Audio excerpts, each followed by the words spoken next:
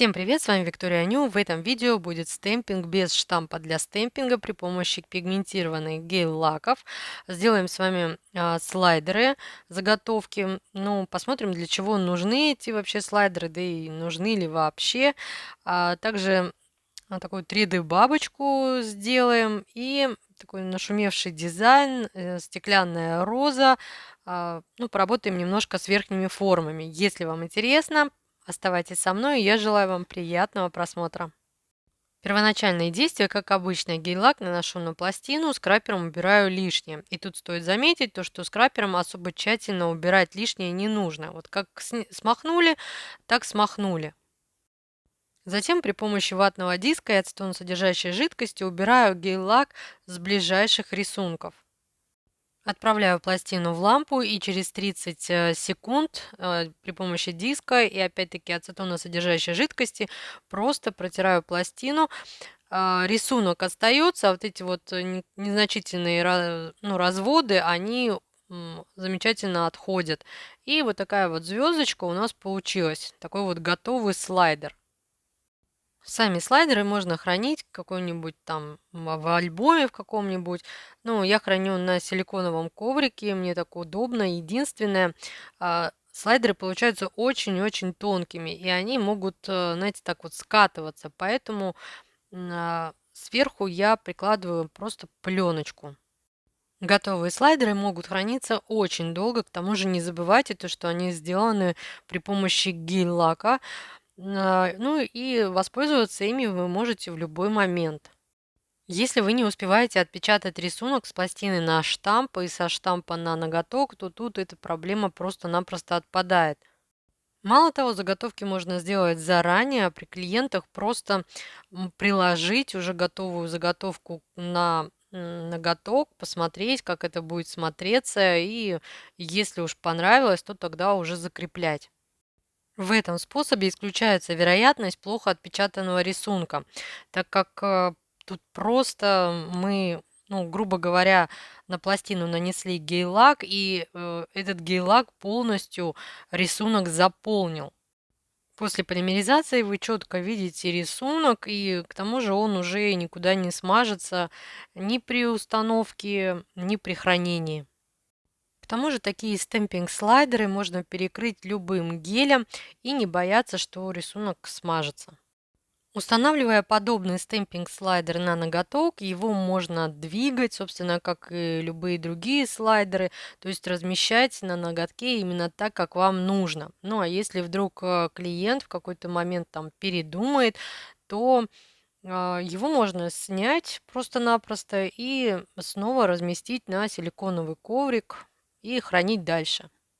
Чуть позже я покажу установку данных слайдеров на TIPS, ну а пока мне хотелось бы заострить ваше внимание на некоторых нюансах. Во-первых, гель-лак должен полностью заполнить гравировку. Во-вторых, скребком мы сильно не давим, мы просто убираем, можно сказать, слегка верхний слой. Излишки гель-лака лучше убрать до полимеризации. При этом не старайтесь как-то вот прям вокруг рисунка очень тщательно все очистить. То, что есть какие-то разводы вокруг рисунка, это вообще не страшно. То есть после полимеризации все эти разводы очень легко убираются при помощи ватки и ацетоносодержащей жидкости. При этом гель-лак в гравировке остается на своем месте.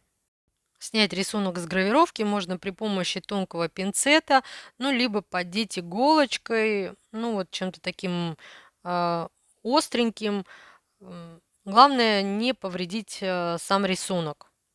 Если будете брать иголку, то не берите острую и тонкую. Можно ну, такую потолще взять иголку. Главное, чтобы она не наделала дырочек. При необходимости такие слайдеры можно делать двухсторонними. То есть с одной стороны будет один цвет, с другой стороны будет другой цвет. Для этого мы сначала гравировку заполняем одним цветом, полимеризуем, а затем эту же гравировку заполняем другим цветом. Так как четкость рисунка нам обеспечивает именно заполненность гравировки, за раз можно отпечатать и 2, и 3 рисунка для того, чтобы ну, сократить расход гель-лака. Основной минус данного способа это то, что не все стемпинг-рисунки можно отпечатать таким способом. Ну, скажем так, рисунки с отдельными какими-то фрагментами, какие-то очень тонкие линии. И не то чтобы их сложно отпечатать, нет, конечно же, заполнить гравировку гелем не составит никакой сложности, но вот снять рисунок с пластины будет очень сложно. Еще такой немаловажный момент: для этого способа подходят не все гель-лаки.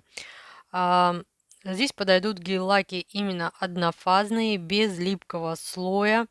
Ну и, конечно же, лучше использовать именно пигментированный, просто чисто для того, чтобы рисунок был ярким. На моем канале уже есть обзор на гелевые лайнеры от компании Beauty Lux. Они очень пигментированные. В этом видео вот именно их я и использую.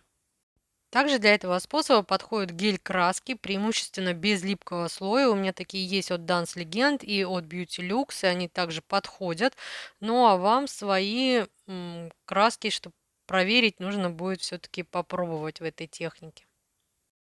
Тут я устанавливаю слайдер на липкий слой от гель-лака. И как вы сами можете видеть, то есть слайдер можно сдвинуть, установить именно так, как вам нужно. Его можно подрезать именно, ну, так, как вам нужно.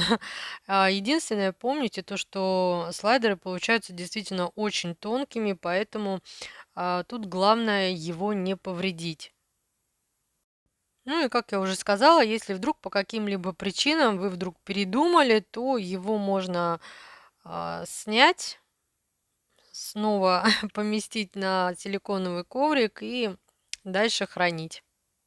Больше 2 лет назад на своем канале я показала технику 3D стемпинг. Так вот, этот способ также подходит для подобных дизайнов.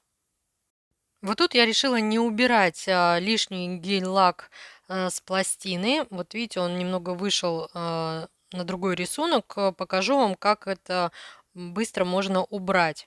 После того, как я заполимеризовала рисунок на пластине, я раскрашиваю его витражными гель-лаками. Ну, то есть обычными витражными гель-лаками. И после полимеризации рисунок можно снять. Тут самое главное, то, чтобы витражный гель-лак заходил ну, вот, на контур рисунка. При необходимости крылышки бабочки можно согнуть, и получается у нас такая 3D бабочка, которую можно устанавливать и в верхние формы, например.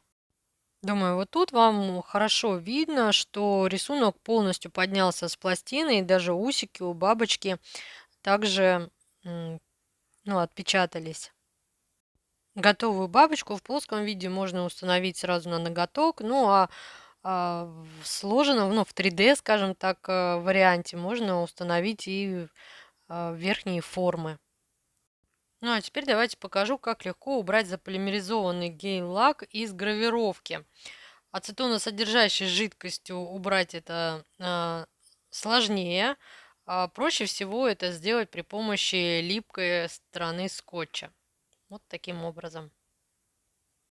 Ну а теперь в верхней форме давайте сделаем стеклянную розочку. Тут у меня заготовки, двухсторонние слайдеры, полосочка и много-много листочков. На кончике дотса у меня ну, капелька густого строительного геля. Я просто вот эту полосочку накручиваю на дотс. Таким образом получается бутон.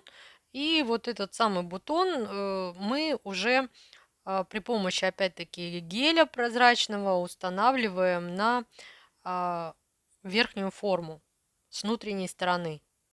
Этим же гелем делаю окантовку по периметру всего бутона. Этот этап нам нужен для того, чтобы между бутоном и последующими листочками ну, было какой-то такой промежуток, расстояние. В противном случае листочки просто сольются и их будет плохо видно. Теперь выкладываю сами лепесточки.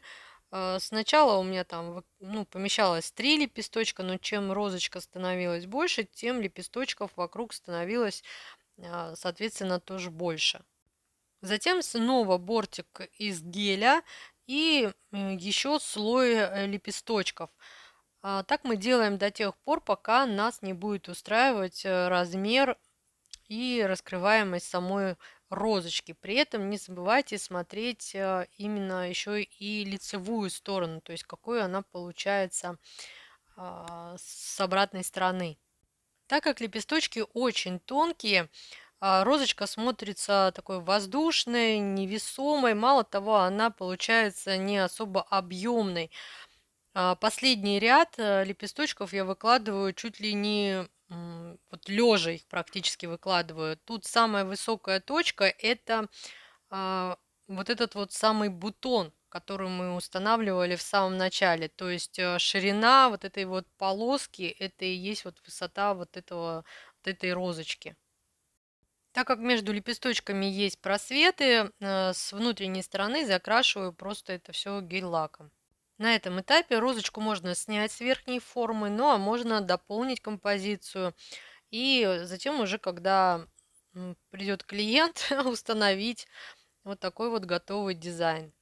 На мой взгляд, такие гелевые слайдеры расширяют возможности самого стемпинга. Что вы думаете по этому поводу? А, Как вам такой способ? Поделитесь, пожалуйста, своим мнением. Буду ждать ваши комментарии.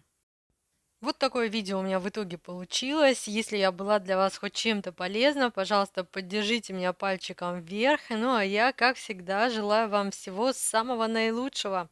До скорых встреч!